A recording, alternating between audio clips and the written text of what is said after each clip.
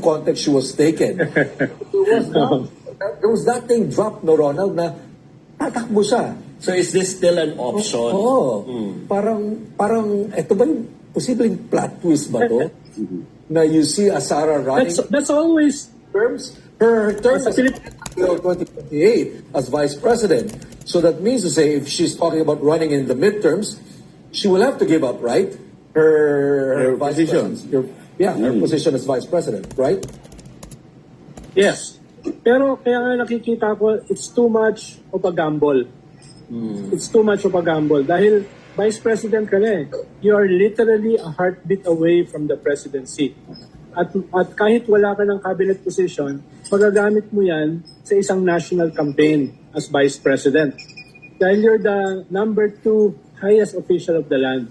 Kaya in terms of balance sheet, tingin ko ay masyadong risky na bumitaw as Vice President at tumakbo sa Congress at labanan yung tinawag mong tambaluslos as Speaker. No, masyadong maraming variables, masyadong maraming if. Tingin ko, bottom line, as things stand, masyadong risky, masyadong malaking gamble na mag-resign as Vice President and to run as a congresswoman. Baka nga option, no, Patrick, kasi parang isa ng option kung magpapatakbo ng isa pang Duterte or from their from their party sa Senado, pwede na sila maging swing vote kung nagkakaroon na ng mga 4, 5 or 6 Duterte leaning senators. Well, yes. Pero ito lang, Ronald, what's her political future if she decides to stay on as vice president and leader of the opposition? Is there a better political future there? Well, tingin ko, with limited options, yun pa rin yung best option para sa kanya. Inuulit ko, very risky at napakalaking gamble na mag-resign as vice president to run for a position like Congress. Very risky. At yung returns ay hindi ganun kasigurado. Isn't this what the Dutertes normally do, Ronald, no? Defy conventions and take risk and gamble and... Yes. So... Yes. Pero calibrated yung yung moves ng mga Duterte. Tsaka, I don't think na you can tackle Martin Romualdez in the House. He has so much control. And ako, marami rin plot twist doon. Bagay. Pero alam mo, that's an interesting point na pwede natin pag-usapan. Pero we need just to take a break. So you're still watching Storycon on One News. You see to take a break and we'll be right back for more discussions about this big story about the Vice President's resignation sa Marcos cabinet. We'll be right back. This is the Story Conference Group or the Storycon Group.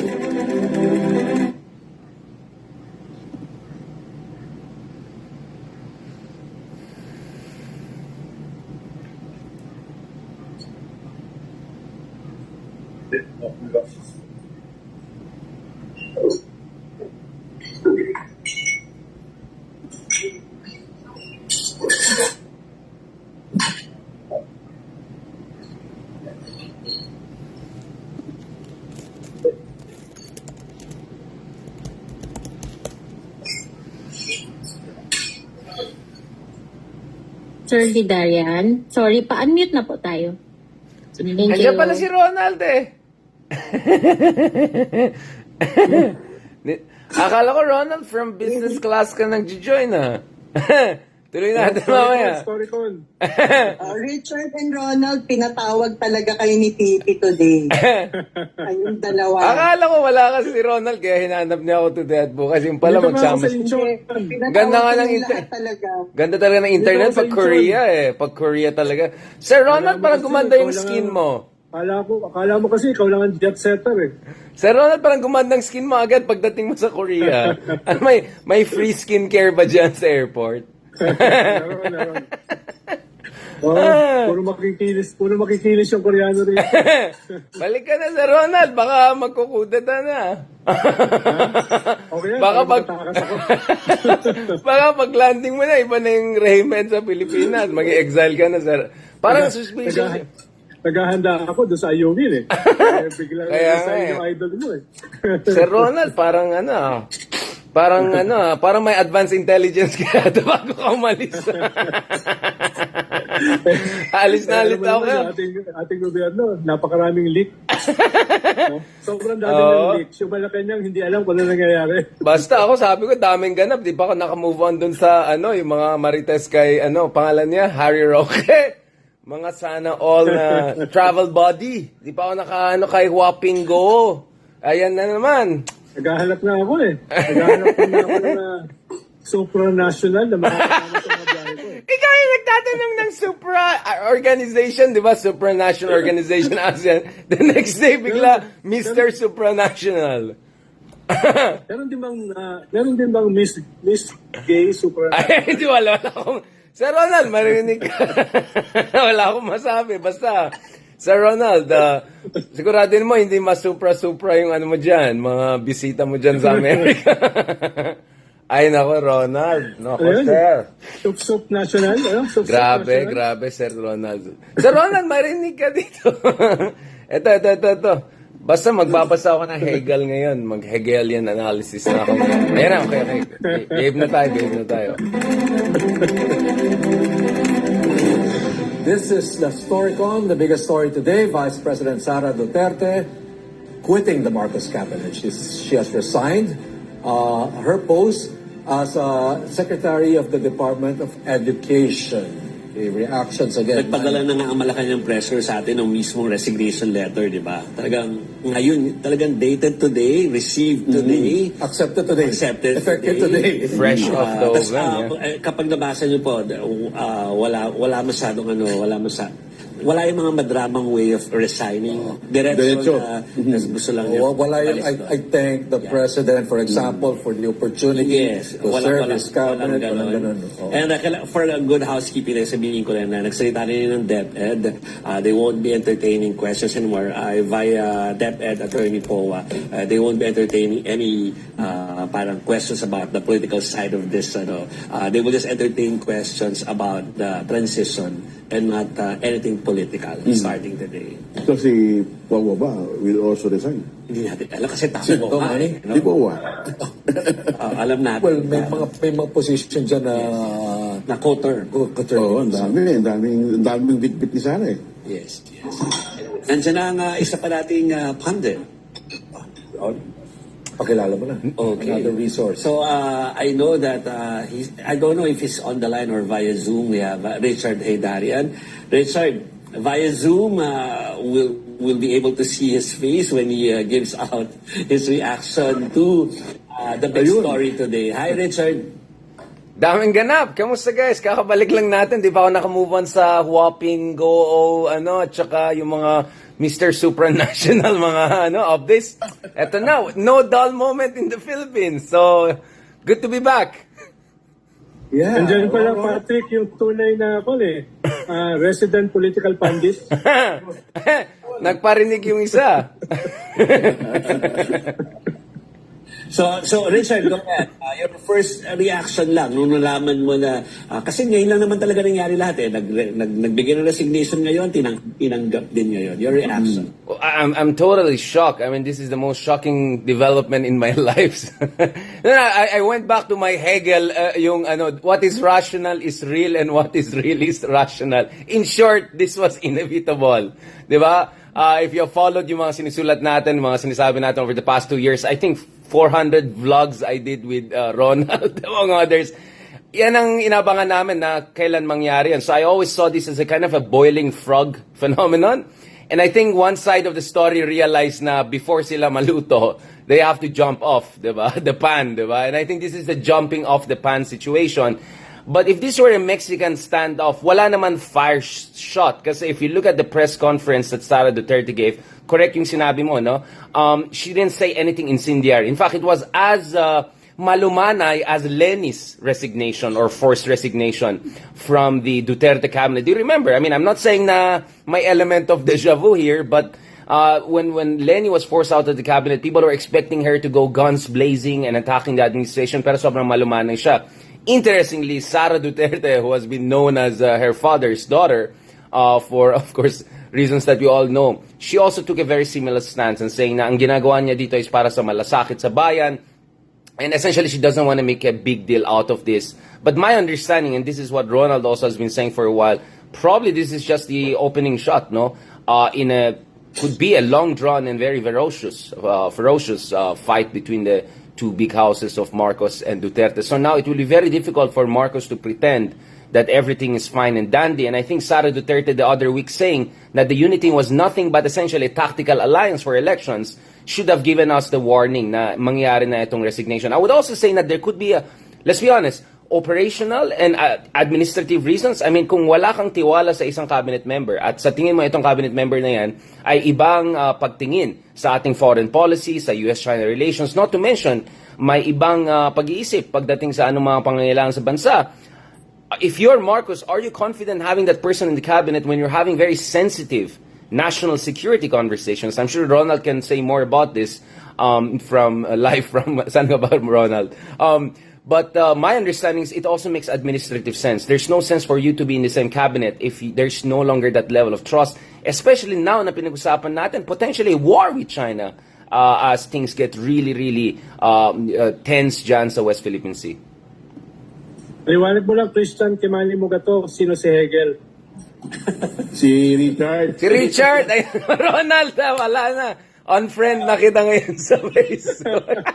sorry. Okay lang yan, jet lag yan. Naka 4 hours flight lang, may jet lag na. But you get what I'm saying. So I think this is a situation we're looking. Obviously, honestly, I'll say, when it comes to Duterte, tama naman si Sir Manny Mugato na in sense that, you know, they're known to be calibrated. I think Patrick was also right to say they are always trend setters or they defy always conventional wisdom.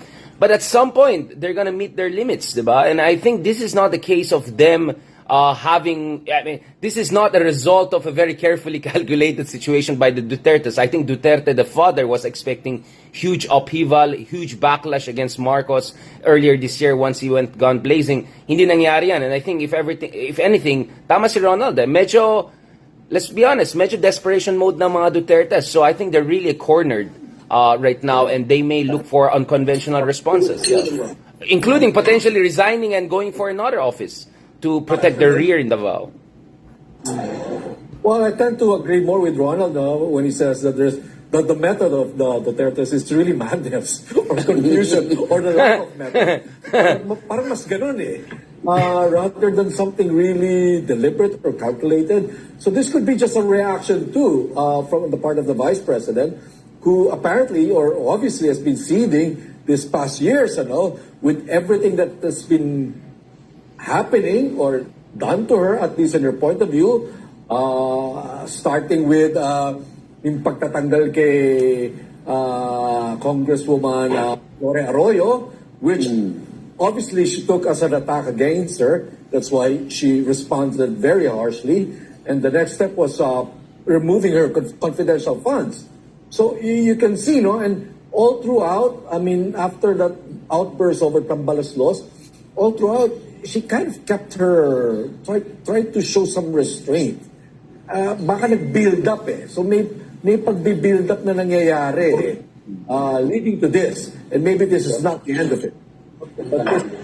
Oh, absolutely. It's not the end of this. And I think what we're also seeing here, I'm sure Ronald also has his take on this. But no, let's be honest. There were many times na we could see that the Dutertes were overshooting in a sense that there was an element of political hubris. I think they overestimated themselves, and immediately I think the rough texture of reality hit them.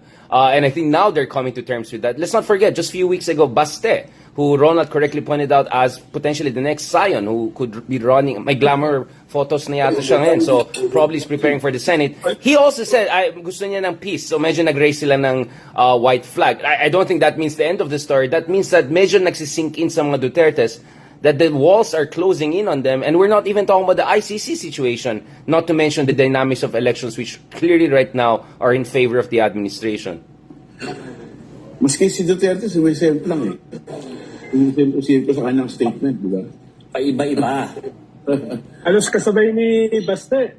Naglabas naman ng filler si Duterte na supportive siya sa Marcos government at hindi siya kumokontra kay President Bongbong Marcos. And at the same time, At the same time, bumanat naman si Baste uli kay BBM after a few weeks back ay nagbabackpedal na siya. Diba? So, kung titignan mo at a glance yung mga ginagawa ng mga Duterte, malilito ka. So, kailangan mong i-deconstruct ng maigi. At yan yata yung trabaho ng political analyst katulad ni Hey Darian, na i-deconstruct yung mga pangyayari na yan. At pumunta talaga doon sa sustansya ng kanilang strategy. At tingin ko ngayon, nakikita na natin yung strategy. Baka may ilang gising isang araw, kaya ganun, bumalik. Pwede ba natin balikan yung consolidation of forces na pwede maging pag-all out, na-mention na to ni Ronald kanina na yung mga naiipit, the personalities, Richard, na mga naiipit. Amy Marcos, the Villars, Arroyos, and Cayetanos. Ganitong laban, ang tingin ko, pinapoposisyon. Kahit na medyo maaari. Ronald, you want to go ahead? I mean, for me, what we also have to watch for is yung reaction ng mga secondary forces. No, we keep on talking about Marcos versus Duterte, US versus China, proxy wars. But I'm sure the others are also watching here. There are many political vultures, right? Hovering around and they're looking for their opening. So, even though Sara wants siguro, anong tawag doon? Clean break? Yun ba yung term dyan? The other people, the others who have their own axe to grind against Duterte may see an opening here. As we speak, there are multiple investigations against the Dutertes in the House of Representatives. Others are itching for something similar in the Senate. So for now, I'm also going to watch what others are going to do because they could also determine ang outcome ng itong back and forth na yan. Because I think Ronald has been correct na if you look at Marcos himself, he's quite diffident and very risk-averse. But at the end of the day, it's all these people around him, all the people, secondary forces, who seem to be the tail wagging the dog here. So I think this is the dynamics we also have to look at. Pero sorry, pinapakita ng producer namin si Amy Marcos. Ipit pa siya sa nangyayari na ito. Ronald, ikaw na lang sa mga kapatid mo. Well, lalo na ngayon, hindi pa siya naglalabas ng state court. Usually, first on the draw si Amy Marcos, di ba? Dito, tahimik siya.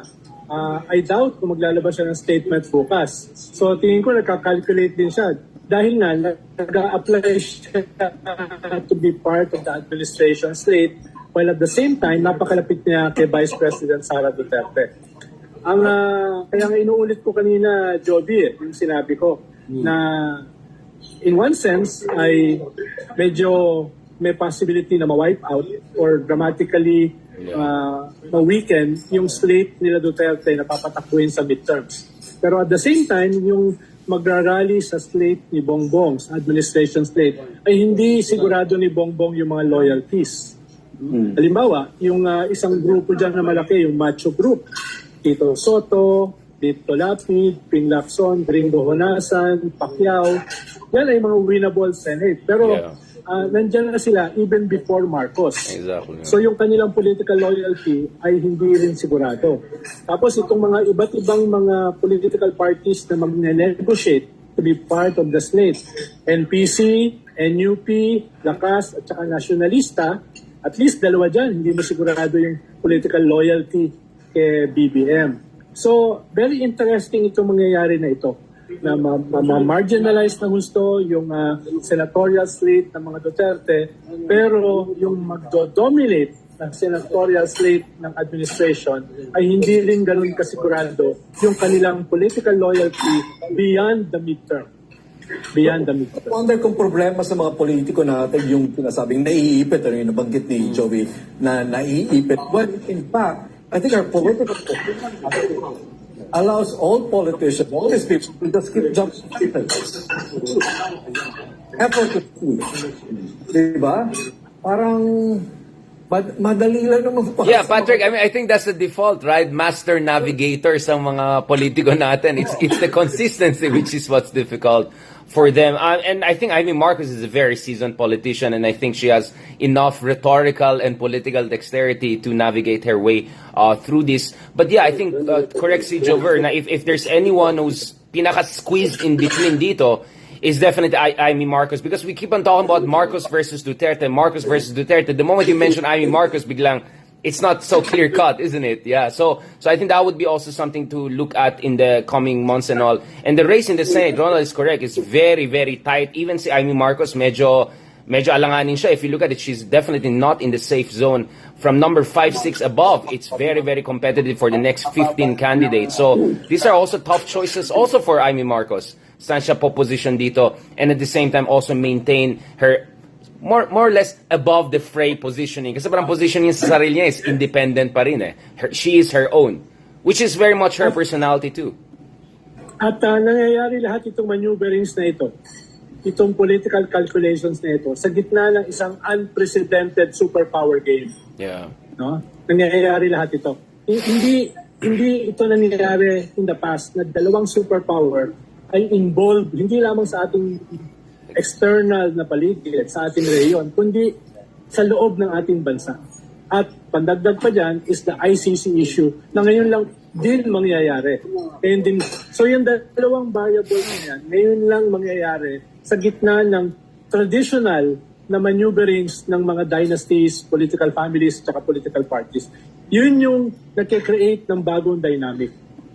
Tama tayo na yung mga dynamics na yan ay hindi naman bago. Dati na yan eh.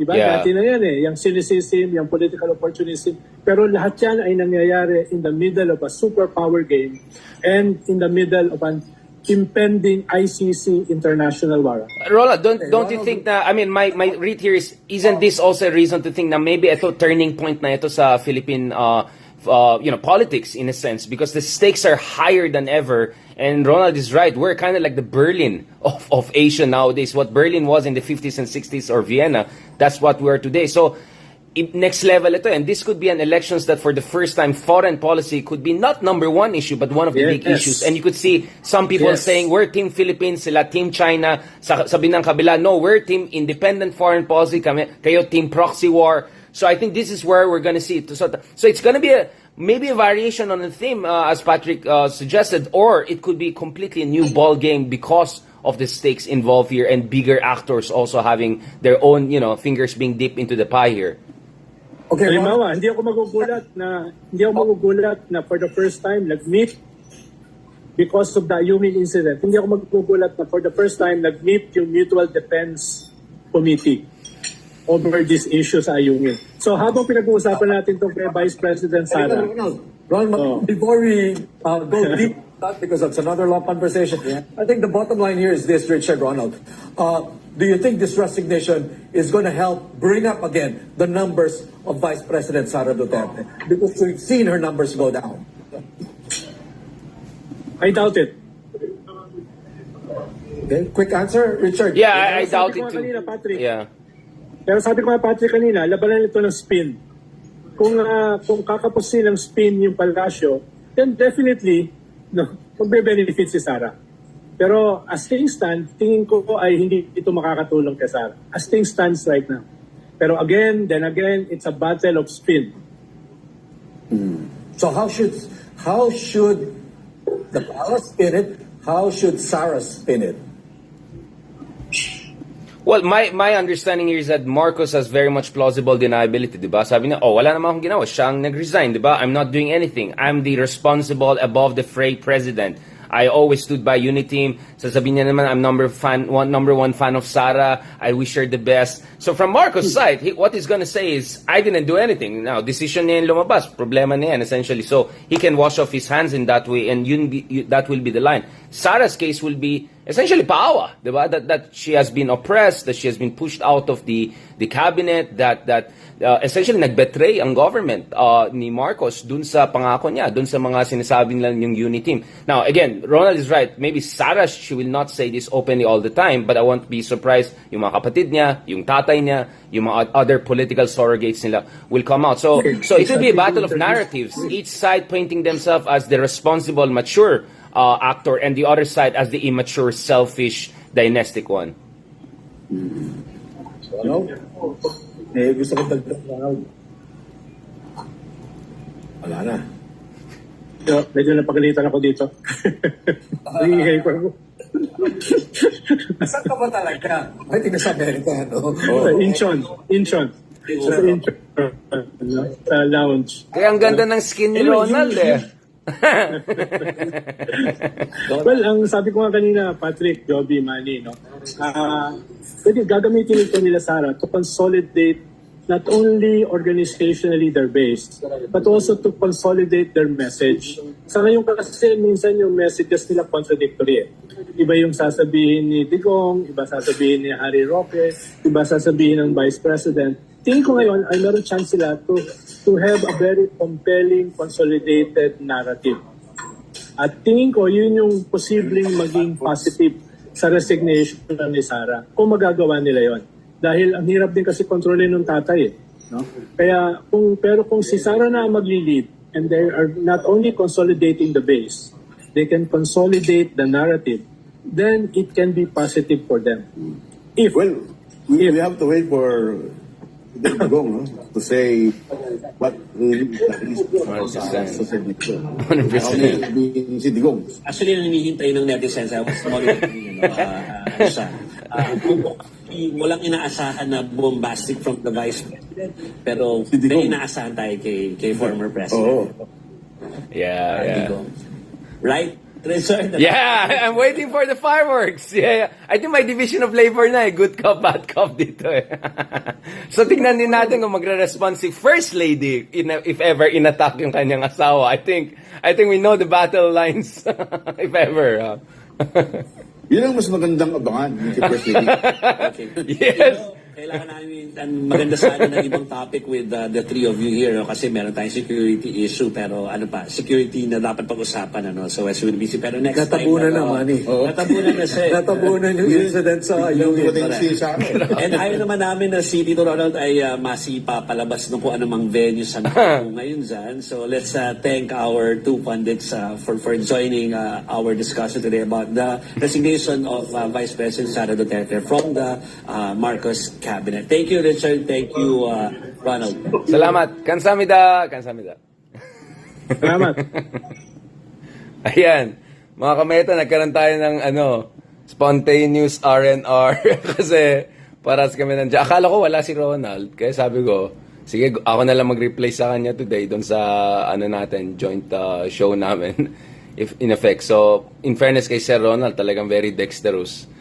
Sumali siya kahit nandun siya sa airport transit.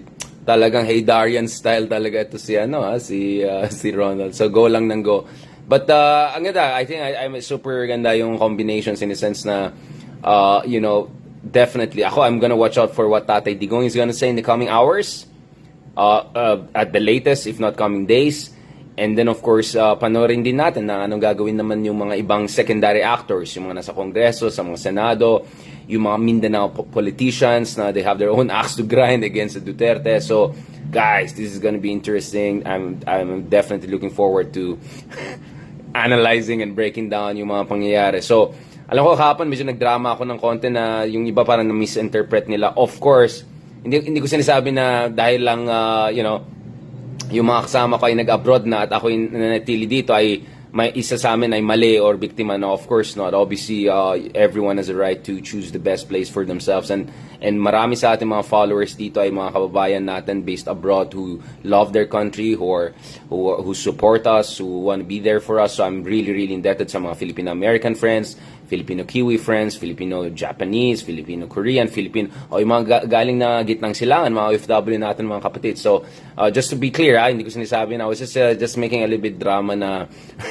here, pero definitely guys, I think all of us in one way or another, mahal na mahal natin na ating bayan. And, aminin ko, kahapon inisip ko yun, parang maboboard yata ako abroad pag hindi na ako based sa Pilipinas or something. I mean, practically half of everyone nasa abroad tayo for speaking engagements. Hindi naman tayo major blogger. Hindi naman tayo ay mga international law expert katulad ng iba. Hindi naman tayo mga super influencers. Pero, inimbita lang naman tayo ng mga top universities and top think tanks all around the world. By the way, bayad nila yan. So, because maybe you're important enough kaya inimbita tayo. Baka kasi may sense akong sinasabi. Hindi lang ako nag-vlog lang or nagrarant or hanash lang online. Medyo nagsusulat tayo ng mga journal articles, medyo mga libro, medyo credible, medyo authentic tayo, medyo nirespeto tayo. So, just saying, wala talagang dull moments sa Pilipinas. And I'll tell you guys, hindi naman nakaka-addict kasi baka mamaya mapunta tayo sa usapan fentanyl or something. I don't wanna get into that fight. But I'll tell you guys, minsan pag nasa abroad ako, parang after a week or two, parang, parang, kasi ang dami nangyari sa ating bayan. So, maybe it's God's wish also na I'll be, around as much as possible para lang, I'll be also in a position to make sense out of things and also share, what I understand of this world in the best way possible. Kasi despite all of my shortcomings, etc., I always make sure, guys, now I give you the most objective, I give you the most sensible, and also sometimes very entertaining way of looking at our politics, which could be very depressing sometimes, but that's the challenge. That's the challenge. Now, ibang usapan na kung mamaya gusto natin maging more directly involved, but to be honest, at this point in time, mahirap yung politika natin. I mean, guys, you can say everything, but medyo may mga convictions tayo sa buhay. So, I hope we reach a point whereby we have a large enough middle class at pag tatakbo kang elections, pwede ka mag-raise ng funds na hindi ka reliant on anyone, na oligarchs or dynasties, ganun. So sana papunta tayo dyan. So I really also hope the Philippines keeps on improving, getting wealthier, bigger middle class, more critical thinking in terms of politics. Kasi para balang araw, kung iba sa atin ay gusto maging involved sa politics, hindi tayo aasa sa suporta ng kung sino-sino. Para pwede tayo umasa sa mga kababayan natin na naniniwala sa good governance, a better Philippines or better future. So in the meantime, yun po yung maliit natin contribution sa ating minamahal na bayan, which is to lay down the foundation of a more prosperous, critically thinking, politically mature, and democratically progressive country. Malayong-malayo tayo. Obviously, I'm the last person to romanticize things. But I think all of us, whether yung mga kababayan natin abroad, my good friends like Leloy abroad, or yung iba sa atin na medyo minsan here, minsan there, all of us in our little way, we're trying to contribute to that. And I feel so privileged to have your support. I also feel so much privileged, guys, to have the support of people like Ronald Llamas. I mean, Comrade Llamas, di ba? Kasi si Comrade Llamas, in fairness din sa kanya, di ba?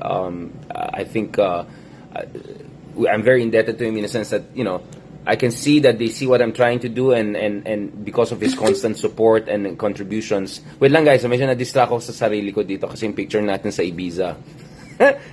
Lumalabas yung mga picture natin sa Ibiza. I'll tell you guys, honestly, medyo burnout din ako last week. Siguro naging sentimental ako ng konti. I had like 12 speaking engagements for ministry, different universities, ganun. At medyo nabe-burnout din tayo minsan. Kaya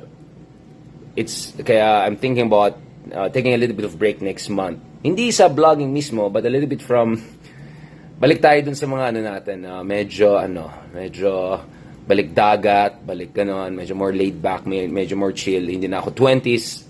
So I think I have to be also kinder to myself because grabe din yung schedules natin. Nakikita mo naman, I keep on pushing myself. I try to get things going.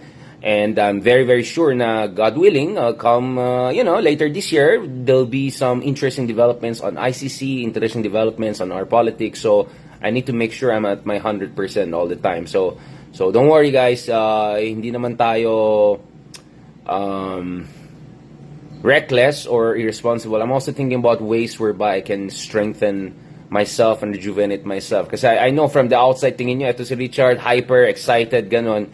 But, there are also, things behind the scenes. There are certain setbacks, disappointments. Sometimes, you have certain expectations, hindi mo na-meet niyan. So, minsan toxic talaga ang politics natin, no matter how much we want to laugh about it. But this is also about mental resilience, strength, faith in the Lord, and faith in your family. And, of course, the support and love coming from you guys. As I said, isa sa aking mga goals before probably taking up a much more permanent, hindi naman permanent, pero like, kasi there's a possibility I might, teach abroad for a year or two or ganun. May mga options naman dyan eh. After all, di ba?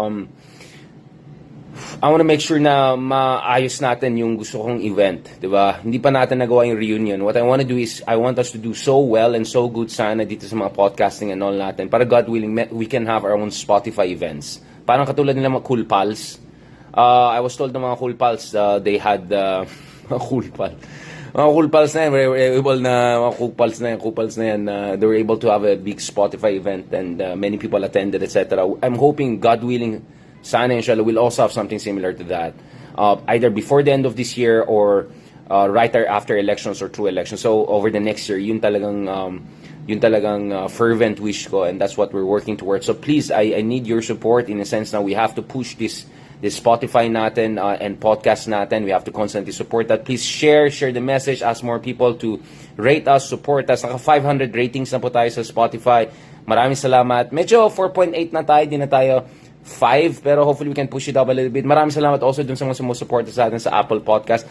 We need that talaga, guys, kasi natatabunan tayo ng mga entertainment or I mean again, I have nothing against people who like doing entertainment. I have nothing against people if you're into beauty pageant, ganun, that's your choice, and I see a value in all of that. But sana naman we also pay a little bit attention to programs, people's na there have to do also some, di ba, yung sa Maslow's hierarchy of needs, di ba? I know we all need to take care of our basic needs.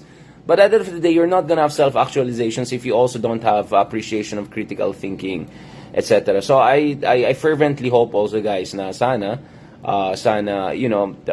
we in this world whereby everyone is just on TikTok and just looking at just into entertainment, blah blah blah, that people like us, whether it's me, Christian Esguerra, Kristan, all of these good friends of ours, Mark Gamboa, Roland Llamas in his own way, I hope there's also a little bit world for us. Kasi kaya sabi ko, ayoko na mag-compete with anyone.